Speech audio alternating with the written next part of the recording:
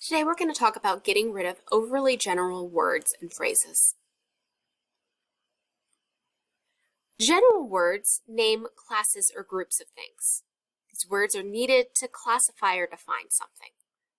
So if I'm talking about boys or girls or feelings, those are all like groups or classifications.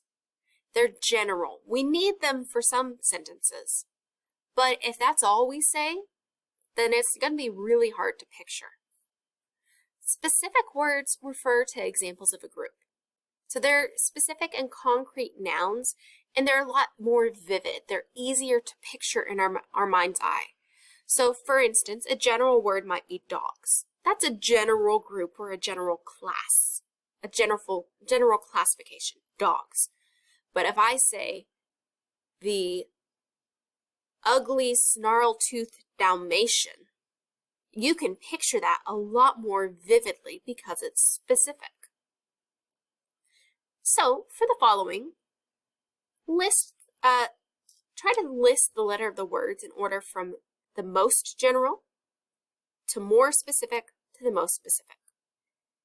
Our first list is flu, disease, and swine flu. What is the most specific word? And what's the least specific word? So our least specific word would be disease. There are a whole bunch of diseases in the world. If we just say disease, you don't know what we're talking about. Flu is more specific, but swine flu is the most specific. Let's look at another list. We have water, Indian Ocean, and ocean. Water is so vague and so broad. When I say water, that could be any water from the drop in the classroom sink to the Pacific Ocean. If I say ocean, that's more specific, but I still don't know which ocean I'm talking about where. If I say Indian Ocean, I know exactly which ocean that is. Okay, what about detergent, product, and Tide? If I say product, man, that could be literally anything in the grocery store. Anything in the grocery store is a product. Detergent is a little bit more specific. It's laundry soap.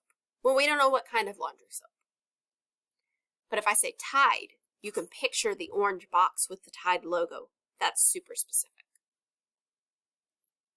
As a writer, you need to be specific, especially when you're writing nonfiction.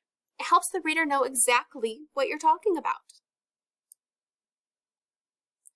Here's an example. At the seashore, you can see birds. This is super general. What kind of birds are we going to see at the seashore? Am I going to see a raven, a crow, a rooster, a parakeet, a parrot? What types of birds am I going to see at the seashore? At the seashore, you can see loud, squawking gray and white gulls swooping over the water. At the seashore, you can see loud, squawking gray and white gulls swooping over the water. Man, I can picture those birds. Not only do I know that they're gulls, I know that they're swooping, so they're flying around fast and they're getting low to the water. They're loud, and they're not just loud, they're making a squawking noise, and I can see what color they are. They're gray and white. That's just so much more specific. When we write, we need to use power words. We need to be specific. Being specific is powerful when we're writing nonfiction. So, let's read this example on the left.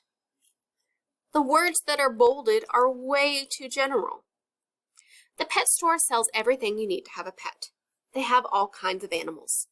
People go there to get stuff like pet toys. Of course, you can shop for types of things that pets need. Versus, the pet store sells everything you need to have a pet. They have adorable puppies, fluffy kittens, and colorful birds. People go there to get chew toys for their dogs. Catnip mice and hamster wheels are also for sale. Of course, you can shop for pet foods and treats, collars and leashes, and even doggy coats for cold weather. The paragraph on the right is so much more specific because we can picture the animals and we can picture all of the specific things you can buy for them. You feel the power? Being specific is powerful as a writer. Okay, let's try again. Theme parks offer something for everyone. There are fun things to do there. You can go on all kinds of rides. Fun things. All kinds of rides. Like what kinds of rides? Are we riding the teacups? Or are we going on the Mr. Freeze? What are we doing? Most theme parks have shops where you can buy all sorts of stuff. Okay, so what's all sorts of stuff? Can I buy a pet there? Can I buy a hoodie? What's all sorts of stuff? In between the rides and shopping, you can get something to eat at one of their restaurants. Well, what kind of food do they serve? Do they serve hot dogs? Do they serve steaks? I'd like a steak. People also enjoy all types of entertainment. Is there like an AMC movie theater at the theme park? What's going on here? Let's see. Theme parks offer something for everyone. There are many games, animal exhibits, and even a fun house for your enjoyment.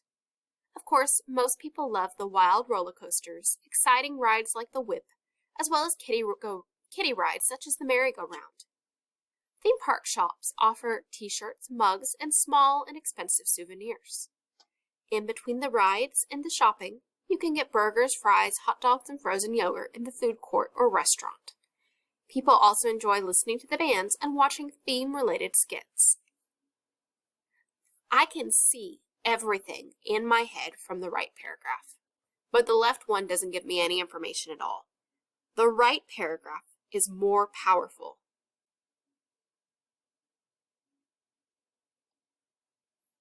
Okay, last example. The mall has something for everyone. If you like to buy all kinds of clothes, there are a variety of clothing stores. Specialty shops offer a range of interesting things to create a nice atmosphere in your room. Many people enjoy the shoe stores where you can buy shoes for different activities. Shopping can work up an appetite, and the food court provides lots of different food choices. Okay, so that's more specific. It's a little bit better, but it's still vague. Like when I say variety of clothing stores, I can't picture the clothes they sell. If I say specialty shops, what's a specialty shop? What does it sell? The mall has something for everyone. If you like to buy fashionable casual clothes, you can shop at Abercrombie & Fitch. Some people prefer the Gap for jeans or Express for trendy women's wear. Bombay Company and India Emporium offer everything from large cozy pillows to unique lamps and furniture to create a sophisticated worldly atmosphere in your room. Many people enjoy the shoe stores where you can buy dress shoes for the prom, sneakers for the gym, or leather boots for school. Shopping can work up an appetite, and the food court provides convenience foods like pizza and burgers, and healthy choices such as stir-fry and salads. Do you get it now? Repeat after He-Man. I have the power. I have the power to be specific. Now, you're going to go to Canvas and you're going to practice that word power by getting rid of the general word and replacing it with specific details.